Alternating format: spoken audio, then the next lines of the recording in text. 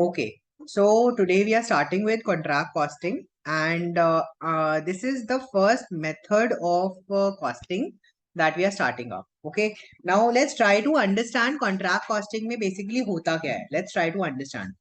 See, contract costing में basically हम जब एक particular builder को contract देते हैं to do a particular thing, जैसे like example बेटा, मैंने for example एक particular building कंस्ट्रक्ट करने के लिए एक पर्टिकुलर बिल्डर को कॉन्ट्रैक्ट किया कि भैया तुम मेरे साथ कॉन्ट्रैक्ट में आ जाओ, और जैसे जैसे तुम कॉन्ट्रैक्ट को कंप्लीट करते जाओगे हम तुम्हें पेमेंट करते जाएंगे, है ना.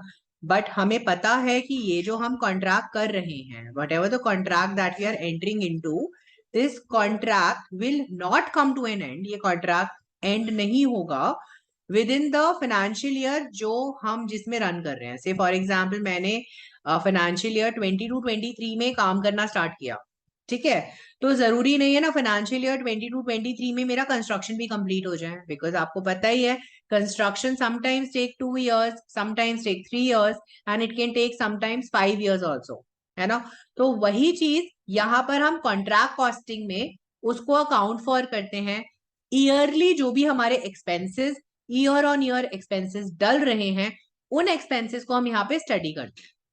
तो कॉन्ट्रैक्ट कॉस्टिंग बेसिकली हमें ये क्लैरिटी देता है एक पर्टिकुलर कॉन्ट्रैक्ट से रिलेटेड, ठीक है. तो अगर मैं आपको एक सिंपल बात बताऊं, कॉन्ट्रैक्ट कॉस्टिंग बहुत ही क्लियर काम होता है, बहुत ही क्लियर चीज होती है कॉन्ट्रैक्ट कॉस्टिंग में. और कॉन्ट्रैक्ट कॉस्टिंग हमारा एक वेरिएंट है जॉब कॉस्टिंग का. It is one of the method of costing जहां पर हम अकाउंट्स बनाते हैं based on each contract.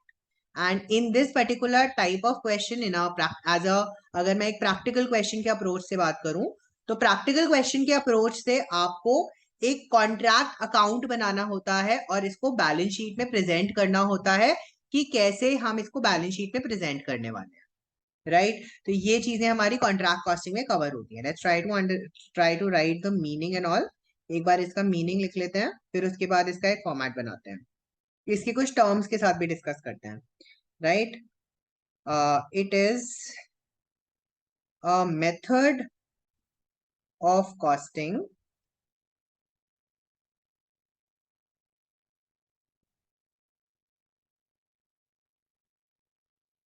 for each contracts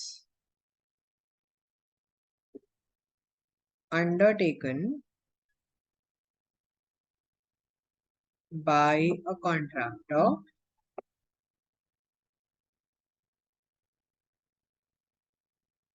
and is used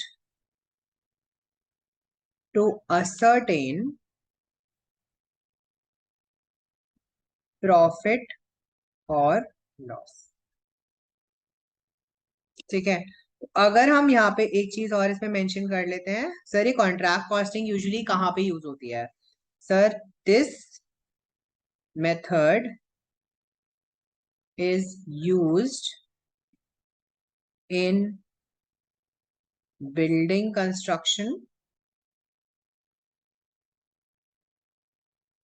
ठीक है, यूजुअली कंस्ट्रक्शन इंडस्ट्रीज में यहाँ सबसे ज्यादा यूज होता है. देन रोड कंस्ट्रक्शन,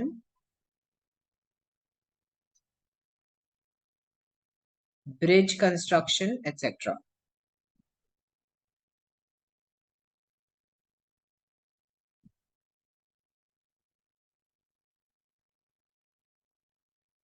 आई होप यहाँ तक क्लियर होगा, कोई प्रॉब्लम नहीं होना चाहिए. Yes sir. सेकेंड चीज हमें यहाँ पे जो बोली गई है, let's try to understand some key procedure, right. हम यहाँ पे बेसिकली एक प्रोसीजर बनाने का कोशिश करते हैं कि हम ये जो कॉन्ट्रैक्ट कॉस्टिंग है ये कैसे करने वाले हैं, ठीक है. सर कॉन्ट्रैक्ट कॉस्टिंग करने के लिए हम सबसे पहले तो बनाते हैं कॉन्ट्रैक्ट अकाउंट, ठीक है. हम सबसे पहले बनाते हैं एक कॉन्ट्रैक्ट अकाउंट. सर इस कॉन्ट्रैक्ट अकाउंट में हम सारे खर्चे और सारे इनकम को प्रेजेंट करते हैं. सर ये जो कॉन्ट्रैक्ट अकाउंट है, इस कॉन्ट्रैक्ट अकाउंट में हम सबसे पहले तो अपने डायरेक्ट एक्सपेंसेस को शो करेंगे, डायरेक्ट कॉस्ट को शो करेंगे. सर इसके साथ साथ हम इसके अंदर इनडायरेक्ट कॉस्ट को शो करेंगे. ठीक है सर, हो सकता है इन कॉस्ट को शो करने के बाद हम कोई पर्टिकुलर अमाउंट किसी पर्टिकुलर और एक साइड से दूसरे साइड पे हम कॉस्ट अमाउंट्स को ट्रांसफर करते हैं ना। जैसे बेटा हो सकता है मैंने कुछ ब्रिक्स खरीदी थी अपने कंस्ट्रक्शन साइट नंबर 1 के लिए, वो ब्रिक्स वहां पे बच गई, वो मटेरियल वहां पे बच गया, तो वो मटेरियल अब मैं फेंकता थोड़ी ना ना वापस करता, what do I do sir, वही मटेरियल मैं अपने सेकेंड कंस्ट्रक्शन साइट पे ले जाता हूँ, है ना। तो that's why we said transfer of material and plants. Material and plants, sir plants कैसे यूज होते हैं कॉस्टिंग में? बेटा अगर आपको पता हो कि जिसमें हम वो मिक्सर्स बनाते हैं, मिक्सर्स, और जैसे कि हमने कहा कि कोई मशीन है जिससे हम प्लास्टरिंग करते हैं या कुछ और करते हैं, राइट। तो ये सारी जो मशीन्स हैं जिनको हम यूज करते हैं इन डूइंग थिंग्स, ये सारे हमारे प्लांट्स एंड मटेरियल होते हैं। अगेन ये मशीन एक बार खरीद लिया तो बार बार तो बेचेंगे नहीं, हम उन्हें हर बार यूज करते रहेंगे। तो अगेन ये जो प्लांट्स एंड मशीनरी जो हम खरीद रहे हैं, उन्हें जो ट्रांसफर कर रहे हैं, उन्हें एक से दूसरे प्लांट में हम ट्रांसफर करते रहते हैं, साइट पे ट्रांसफर करते रहते हैं, साइट 1 से साइट 2, साइट 2 से site 3, and this goes on, right. तो बचा हुआ मटेरियल और जो प्लांट होता है उसे हम ट्रांसफर कर देते हैं। Sir once we have done this, हम जब इन सारी चीजों का एनालिसिस कर देते हैं, अगर आप देखोगे मैं यहाँ पर एक इन दोनों को ज्वाइन करके एक अमाउंट बना रहा हूं, ये, राइट। जब हम इन दोनों चीजों को यहाँ पर ज्वाइन इन कर देते हैं, राइट, हम इन दोनों एक्सपेंसेस को जब कैलकुलेट कर देते हैं, हम एक कॉन्ट्रैक्ट प्राइस डिसाइड करते हैं। बेटा कॉन्ट्रैक्ट प्राइस बेसिकली एक वो प्राइस हो गया जो बेसिकली हम पे कर रहे हैं फॉर कंप्लीटिंग द कॉन्ट्रैक्ट। बेटा जैसे मैंने बोला मेरे घर का कंस्ट्रक्शन कर दो, ठीक है, मैंने किसको बोला, एक बिल्डर को उठाया और बोला एक काम कर, मैं तेरे को 50 लाख रुपए दे रहा हूं, तुम मेरे लिए ये फ्लोर बना के दे दो, ठीक है। वो बोलता है ठीक है सर मैं बना दूंगा, 9 मंथ्स लगेगा, ठीक है। वो बोलता है ठीक है 50 लाख रुपीज का अमाउंट लगेगा। तो ये जो 50 लाख का अमाउंट उसने बोला ना, ये 50 लाख का amount, this is basically the contract price that he has said.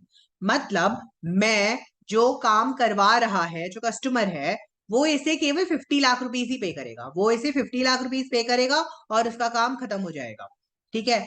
अब ये कॉन्ट्रैक्टर के अंडर है कि वो 50 लाख रुपए में कैसे इस कंस्ट्रक्शन को कंप्लीट करेगा।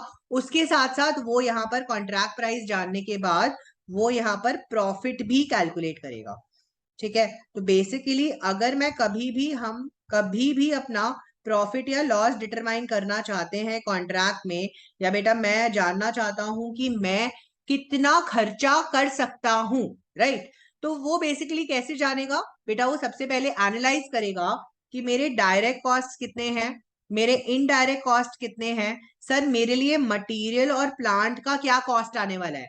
बेटा फॉर एग्जाम्पल मैंने तो 1 करोड़ रुपए का मिक्सर खरीदा था, अब मैं 1 करोड़ का मिक्सर अपने एक क्लाइंट से थोड़ी ना चार्ज कर सकता हूँ। I am going to use it, I am going to charge it from the various clients that I am going to use the mixer in, जिनके लिए मैं मिक्सर यूज करूंगा उन सब के लिए मैं यहाँ पे अमाउंट यूज करूंगा। तो बेटा वही चीज हम यहाँ पे डिफाइन कर रहे हैं कि हम यहाँ पे मटेरियल का प्राइस डिफाइन कर रहे हैं, प्लांट जो हम एक फिक्स एसेट यूज कर रहे हैं अपने, उनका प्राइस डिसाइड कर रहे हैं। सर हमने इन दोनों चीजों को मिक्स एंड मैच करके हमने अपनी कॉस्ट डिटरमाइन कर ली। बेटा इन दोनों को डिटरमाइन करके मैंने क्या निकाल लिया? सर मैंने अपनी कॉस्ट निकाल ली। सर कॉस्ट में मैंने अपना प्रॉफिट और लॉस ऐड करके मैंने अपना कॉन्ट्रैक्ट प्राइस डिटरमाइन कर लिया।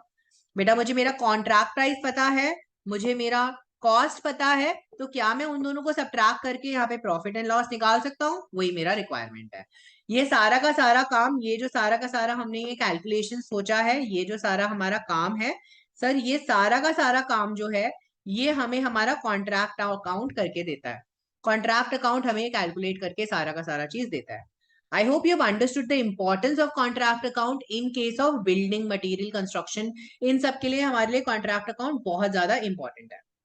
आई होप कोई प्रॉब्लम नहीं है, यहाँ तक क्लियर होना No, चाहिए, sir. राइट। चलिए सर अब हम बात कर रहे हैं कुछ स्पेशल की एलिमेंट्स की, राइट। हम यहाँ पे बात कर रहे हैं, नेक्स्ट चीज जो हम बात कर रहे हैं की एलिमेंट्स की। Sir what do you mean bye की एलिमेंट्स?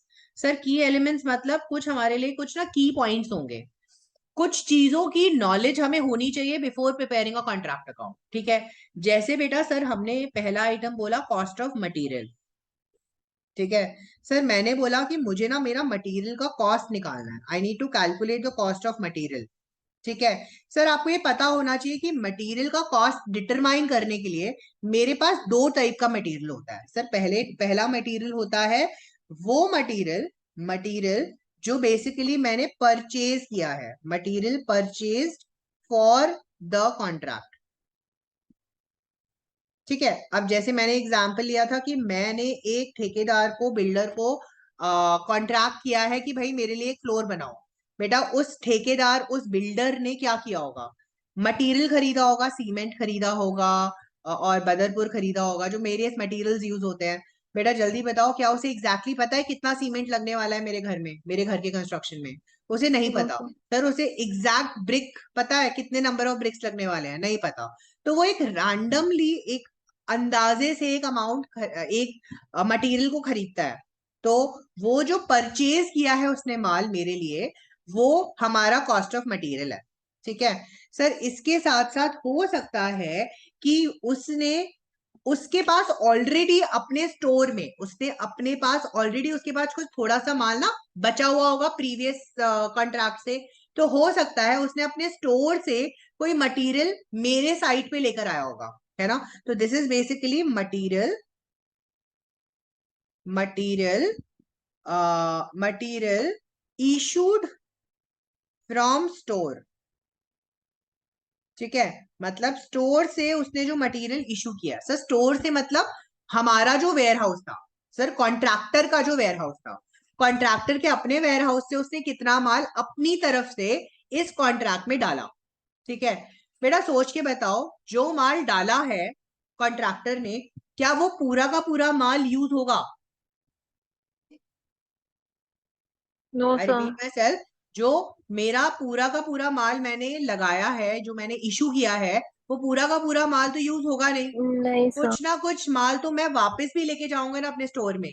तो बेटा आपको याद रखना है ना, इस कॉस्ट ऑफ मटेरियल में मेरे लिए एक इंपॉर्टेंट टर्म हो जाता है, that is cost of material return, cost of material return to store. मतलब मैंने मटेरियल जो स्टोर से लेकर आया, जो मैं लेकर आया हूं, वो तो मेरे लिए इंपॉर्टेंट कॉस्ट है ही है सर। इसके अलावा जो मैंने माल रिटर्न किया है अपने स्टोर को, सर ये मुझे माइनस करना पड़ेगा, क्योंकि ये मेरे कॉन्ट्रैक्ट का पार्ट नहीं है ना? और ये मुझे पता होना चाहिए, है ना? तो वही मटेरियल जो मैंने वापस लेकर गया हूं अपने स्टोर में, वो अमाउंट मुझे यहाँ पे माइनस करना पड़ेगा। ठीक है जी। उसके साथ साथ हो सकता है सर, एट द एंड से मेरा कंस्ट्रक्शन का काम चल रहा है, 31 मार्च आ गया, कंस्ट्रक्शन का काम अभी भी चल रहा है, 31 मार्च आ गया, क्या करना पड़ेगा मुझे? अपना अकाउंट क्लोज करना पड़ेगा ना, ओपनिंग स्टॉक क्लोजिंग स्टॉक करना पड़ेगा। तो सर हो सकता है ना थोड़ा सा मटेरियल मेरा अभी भी साइट पे पड़ा हुआ है ना, अनयूज्ड, अभी तक मटेरियल यूज नहीं हुआ। अभी भी मटेरियल मेरा हो सकता है ना कुछ यूज हुआ हो, मतलब अभी स्टॉक में रखा हो, तो उसे हम कहेंगे मटेरियल एट साइट। तो बेटा मुझे इस मटेरियल एट साइट का जो डिटेल्स हैं, ये भी मुझे यहाँ पर देना पड़ेगा। क्यों देना पड़ेगा? क्योंकि ये अभी तक लगा नहीं है। हो सकता है पोटेंशियली नेक्स्ट ईयर ये खर्चा नेक्स्ट ईयर का खर्चे में इंक्लूड करना पड़े, या हो सकता है ये मेरे यूज ही ना आए, मैं इसको अपने स्टॉक में वापस ले जाऊं। इसीलिए मैं ये कैलकुलेट करता हूं कि at the end of the contract period, at the end of the accounting period, मेरा कितना मटेरियल एक्चुअली में कंज्यूम हुआ है। ओके, तो मैंने कहा परचेजेस, मैंने कहा जो मटेरियल मैं लेकर आया ओपनिंग स्टॉक, उसके साथ साथ सर मैंने कुछ मटेरियल अगर वापस भेज दिया स्टोर के अंदर, सर उसके साथ साथ मेरा एंड में मटेरियल कितना बचा है, इनको सबको जब मैं इम्पैक्ट में ले लेता हूं तो मुझे मेरा कॉस्ट ऑफ मटेरियल मिल जाता है। I hope the cost of material and its components are very clear, right? तो सर यस सर। मुझे अगर cost of material literally calculate करना है तो मैं कैसे करूंगा? सर मैं परचेजेस में इश्यूज ऐड करूंगा, रिटर्न्स माइनस करूंगा और मटेरियल एट साइट माइनस करूंगा, है ना? जब मैं ये कैलकुलेशन कर लूंगा तो सर मुझे मिल जाएगा कॉस्ट ऑफ मटेरियल। मुझे क्या मिल जाएगा?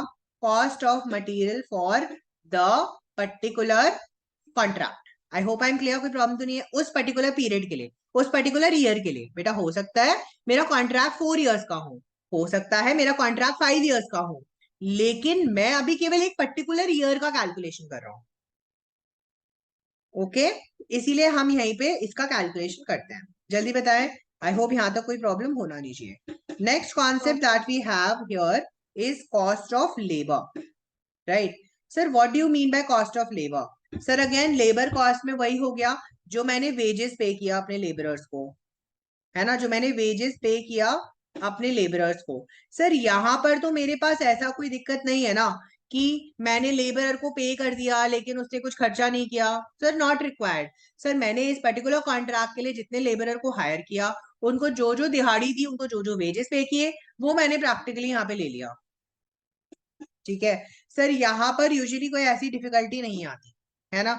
मेरे पास कोई परमानेंट स्टाफ है, मेरे पास कोई स्किल स्टाफ है, मेरे पास कोई अनस्किल स्टाफ है, मेरे पास कोई सुपरवाइजर है, अकॉर्डिंगली मैं उसे प्रोपोर्शनेट बेसिस पे डील कर लूंगा। से फॉर एग्जाम्पल मेरे पास में 2 वॉचमैन हैं, ठीक है, और 2 वॉचमैन 3 साइट्स को स्टडी करते हैं, 3 साइट्स पे ऑल्टरनेटिवली डील करते हैं, ऑल्टरनेटिवली अपनी पोजीशन बदलते रहते हैं। तो बेटा ये जो तीनों वॉचमैन है, मैंने जो ये दोनों वॉचमैन की बात करी है, इनकी सैलरी इन 3 कॉन्ट्रैक्ट में डिवाइड हो जाएगी। So that's how we are going to calculate कि हमारा वॉचमैन का खर्चा एक कॉन्ट्रैक्ट के लिए कितना बड़ा, ठीक है ना। That's how we are going to deal with it. Sir तीसरे टाइप का खर्चा जो हम यहाँ पे बात करने वाले हैं, वो बात करने वाले हैं मेरे प्लांट के बारे में, या हम बात करेंगे ऑल एसेट्स। बेटा मैंने अभी जैसा आपको बताया था कि हो सकता है कॉन्ट्रैक्टर के पास में कुछ पर्टिकुलर एसेट्स हो, जिन एसेट्स को वो यूज करता है ना। तो सर यहाँ पर ना हमारे पास 2 तरीके होते हैं। Sir we have 2 methods of valuating plant. Sir या तो मेरे को प्लांट की ओपनिंग वैल्यू दे रखी होगी एंड मुझे क्लोजिंग वैल्यू दे रखी होगी। सर मैं ओपनिंग वैल्यू दिखा दूंगा डेबिट साइड में, क्लोजिंग वैल्यू दिखा दूंगा क्रेडिट साइड में। मेरा जो भी डिफरेंस होगा वो ऑटोमेटिकली मेरे अकाउंट में मैनेज हो जाएगा, ठीक है। सर मेरा सेकेंड तरीका है वैल्यूएशन का, वो ये है, सर मुझे ओपनिंग और क्लोजिंग वैल्यू गिवन होगी, मुझे opening and closing value given होगी, मैं क्या करूंगा, डिफरेंस निकाल लूंगा इन ओपनिंग एंड क्लोजिंग वैल्यू में, difference between opening and closing value निकाल लूंगा, है ना। और इस डिफरेंस को नाम दूंगा डेप्रीसिएशन का, और डेप्रीसिएशन को एक खर्चे के रूप में पुट कर दूंगा, और इसको as an expense I will just book in the contract account. I hope ये दोनों तरीके क्लियर है। तो मैंने सिंपली यहाँ पे बोला पहले ओपनिंग को डेबिट करो, क्लोजिंग को क्रेडिट करो, डिफरेंस ऑटोमेटिकली मैनेज हो जाएगा। दूसरा तरीका बोला ओपनिंग क्लोजिंग को सबट्रैक्ट करके डेप्रिसिएशन निकाल लो और डेप्रिसिएशन को पुट कर दो, राइट। आई होप कोई प्रॉब्लम नहीं है, राइट। चलिए इसके बाद में सर मेरे पास में एक फोर्थ पॉइंट आ जाता है, जहां पर मैं बात करता हूं work certified and work uncertified. Sir work certified क्या होता है? Let's try to understand what is work certified. Sir this is that part of work in progress, this is that part of work in progress which has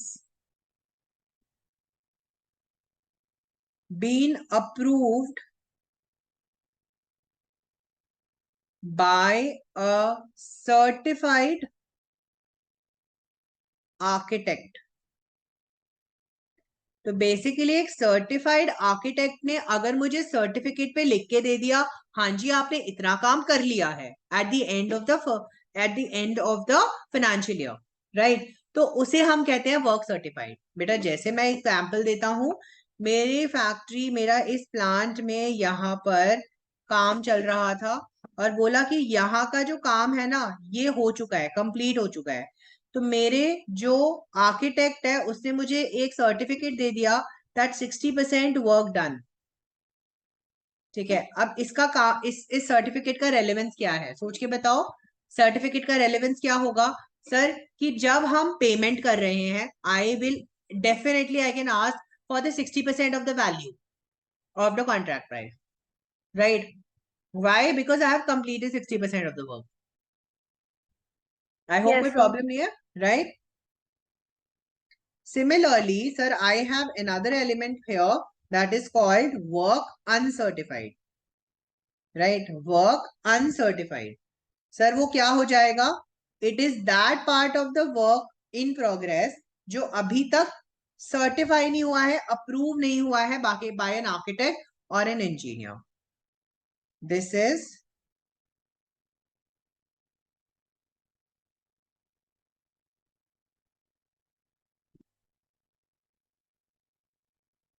that part of the work in progress which is not approved by a certified engineer or architect. Right? I hope कोई problem तो नहीं है. All's well यहाँ तक. Yes, sir. Right. अब basically आप देख सकते हो यहाँ पर अब हम एक basic format of contract account बनाने के लिए रेडी हैं, है ना. और अब हमें थोड़ा बहुत समझ भी आएगा. ठीक है. हम यहाँ पे बेसिकली बनाते हैं अपना contract account for the year ended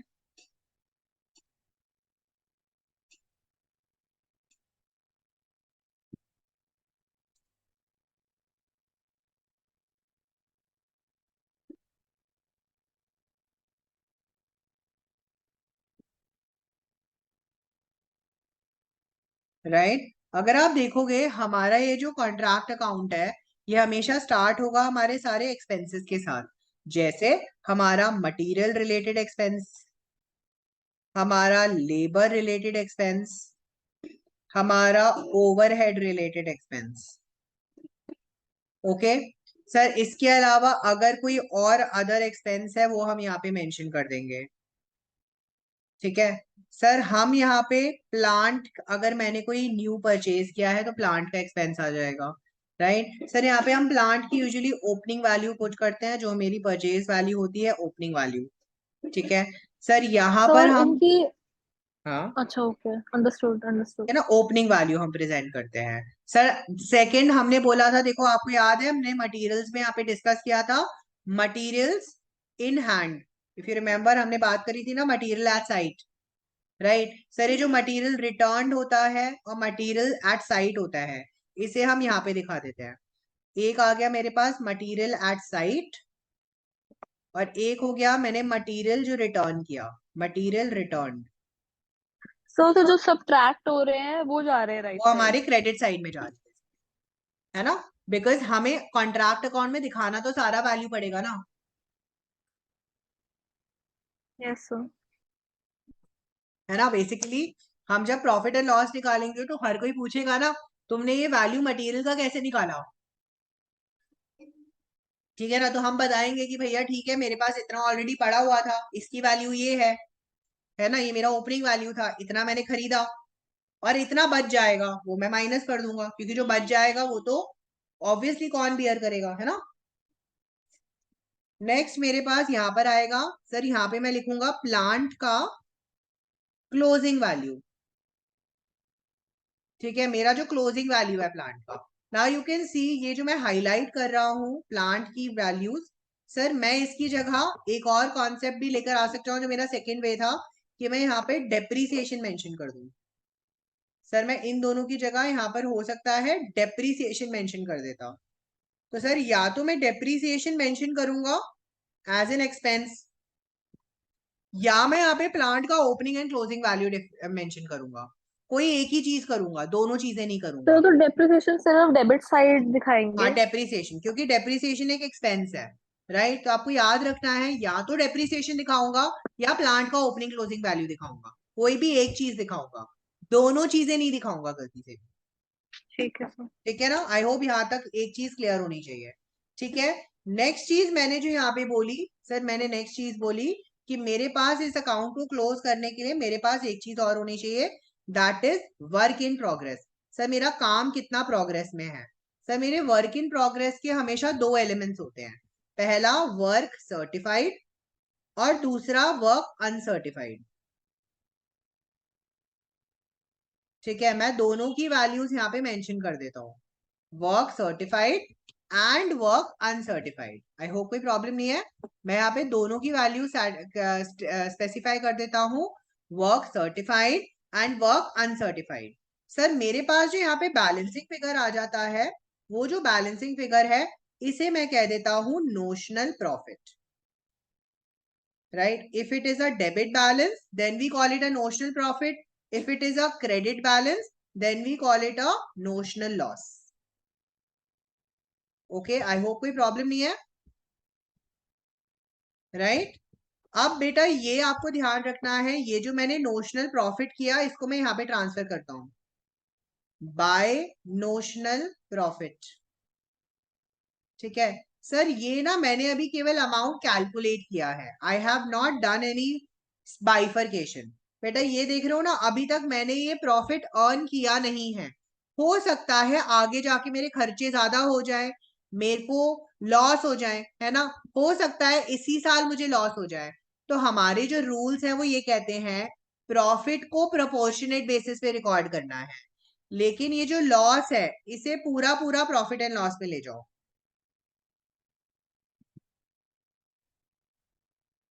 okay, तो मतलब हमने सर बोला ये कि समझ अगर नहीं आपको, आया एक हाँ सेकेंड। मैं फिर से रिपीट कर रहा हूँ बेटा, मैंने बोला कि अगर आपको नोशनल लॉस हो रहा है, अगर आपको ये काम करने में, ये कॉन्ट्रैक्ट को डील करने में आपको एक लॉस जनरेट हो रहा है, तो बेटा मैंने बोला ये लॉस जो है पूरा का पूरा P&L में डायरेक्टली उठा के ले जाओ, प्रॉफिट एंड लॉस अकाउंट में डायरेक्टली ट्रांसफर कर दो। लेकिन अगर आपको प्रॉफिट हो रहा है, अगर आपको ये प्रॉफिट हो रहा है, तो वो बोल रहा है कि प्रॉफिट को जो आप पूरा का पूरा लेके मत जाओ, वो बोल रहा है थोड़ा अमाउंट प्रोपोर्शनेट बेसिस पे लेके जाओ। प्रॉफिट को बोलता है ना, प्रूडेंस कॉन्सेप्ट पे नोट करो कि अगर आप प्रॉफिट कमा रहे हो, प्रॉफिट को पहले से एंटिसिपेट करके बुक मत कर लो, जितना हुआ है प्रोपोर्शनेट बेसिस पे हम उसे चार्ज करेंगे। क्लियर है? तो प्रोपोर्शनेट टू व्हाट? प्रोपोर्शन अभी हम लर्न करेंगे, we are that's what we are going to learn ahead. I hope ठीक है यहाँ तक सर। क्लियर है, कोई प्रॉब्लम नहीं है? All's well? No sir. Yes all's sir. Well, जल्दी बताएं, कोई प्रॉब्लम तो नहीं है, राइट? आई होप ये फॉर्मेट आपने एक बार ड्रॉ कर लिया होगा। We are moving on to proportion of notional profit जो हम ट्रांसफर करते हैं। ठीक है, उस कैलकुलेशन पे अब मैं आ रहा हूँ, जो इसका हमारा एफ एलिमेंट होगा, है ना। Sir we are trying to learn here, अब हम क्या रूल लर्न करना चाह रहे हैं? सर एक सेकेंड बस, एक second, let me just copy the format एक बारी। यस,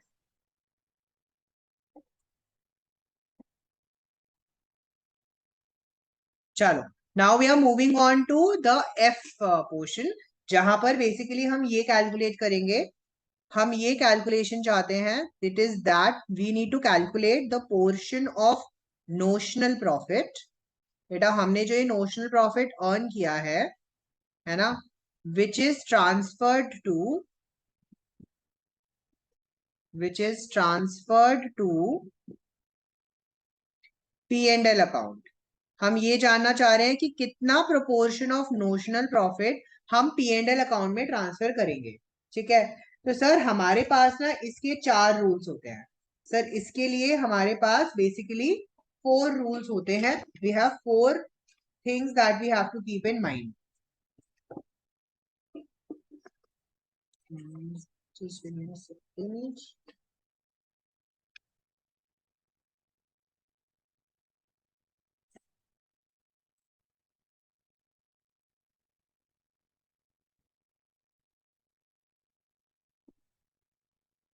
ओके सर, पहला रूल होता है रूल नंबर 1। सर इसके अंदर जो मेरा पहला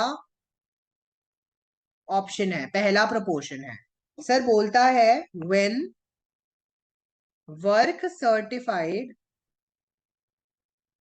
when work certified is less than 25% और 1/4 of the contract price. Sir समझ नहीं आया, क्या लाइन बोल गए आप? बेटा फॉर एग्जाम्पल मेरा कॉन्ट्रैक्ट प्राइस है 10 लाख रुपीज, ठीक है, और मेरा वर्क सर्टिफाइड 2.5 लाख, 25% का मतलब हो गया 2,50,000। 2,50,000 से कम है मेरा वर्क सर्टिफाइड। क्या कम है? Work certified. सर ये वर्क सर्टिफाइड क्या है? यही वाला वर्क सर्टिफाइड है। बिल्कुल सर, ये वाला वर्क सर्टिफाइड। सर ये वाला जो वर्क सर्टिफाइड अमाउंट है, ये मेरे कॉन्ट्रैक्ट प्राइस के 25% से कम है ना? और सो कॉन्ट्रैक्ट प्राइस, अच्छा वो तो कैलकुलेट करना पड़ता है ना? नहीं, नहीं। कॉन्ट्रैक्ट प्राइस हमें गिवन होता है क्वेश्चन में। अच्छा ओके हाँ। 99% केसेस में आपको कॉन्ट्रैक्ट प्राइस क्वेश्चन में गिवन होगा। ओके, तो अगर मेरे यस यस। कॉन्ट्रैक्ट प्राइस के 25% से कम मैंने वर्क सर्टिफाई किया है, से कम है, right, less than, okay, less than, right, the word here is less than. हमने इक्वल टू और लेस देन नहीं बोला, it has less than.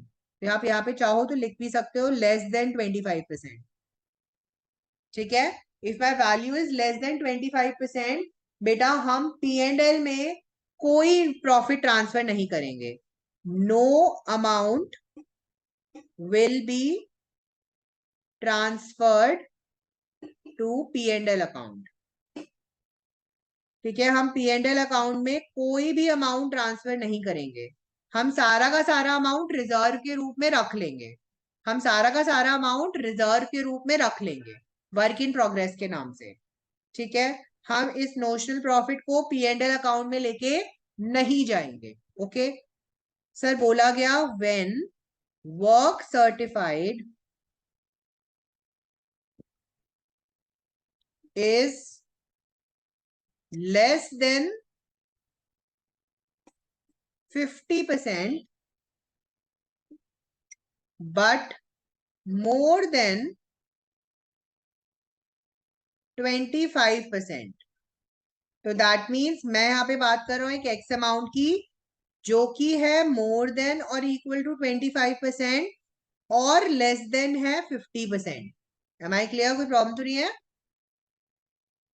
Sir ऐसी सिचुएशन में हम नोशनल प्रॉफिट का, हम नोशनल प्रॉफिट का 1/3 अमाउंट का 1/3 अमाउंट हम पी एंड एल में लेके जाएंगे। ओके, इसका 1/3 अमाउंट हम पी एंड एल में लेके जाएंगे। से फॉर एग्जाम्पल मेरा नोशनल प्रॉफिट 3 लाख रुपीज था, तो 1 लाख रुपीज हम प्रॉफिट एंड लॉस अकाउंट में लेके जाएंगे। आई होप कोई प्रॉब्लम नहीं है। सर हमारा थर्ड स्लैब जो है वो बोलता है when work certified when work certified is less than 90% but more than 50%, that means x amount जो है वो ग्रेटर देन इक्वल टू 50% है, लेकिन लेस देन 90% है, ठीक है, लेस देन 90% है। सर ऐसी सिचुएशन में हम नोशनल प्रॉफिट का, सर ऐसी सिचुएशन में हम नोशनल प्रॉफिट का 2/3 अमाउंट जो है वो पी एंड एल में लेके जाएंगे। ओके, जो रिमेनिंग अमाउंट है वो कहाँ रखेंगे? सर उसे हम रिजर्व्स के रूप में अपनी बैलेंस शीट में लेके जाएंगे, ठीक है। और सर लास्ट क्या होगा? When work certified, when work certified, ठीक है, is more than 90%,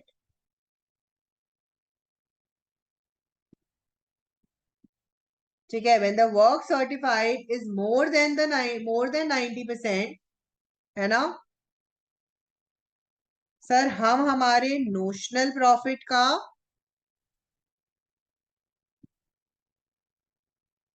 into work certified upon contract price,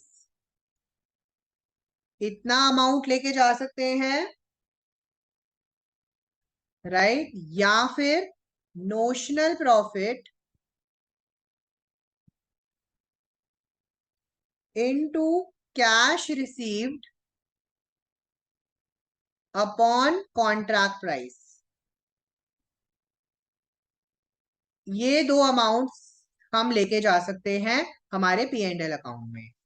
sir पांचवा सिचुएशन, लास्ट सिचुएशन हमारे लिए क्या हो सकता है? सर पांचवा और लास्ट सिचुएशन हमारे लिए हो सकता है when we incur notional loss। Sir हमें प्रॉफिट नहीं हुआ, हमें लॉस हो गया, हमें प्रॉफिट नहीं हुआ, हमें लॉस हो गया, right? The entire loss will be transferred, the entire loss will be transferred to the P&L account।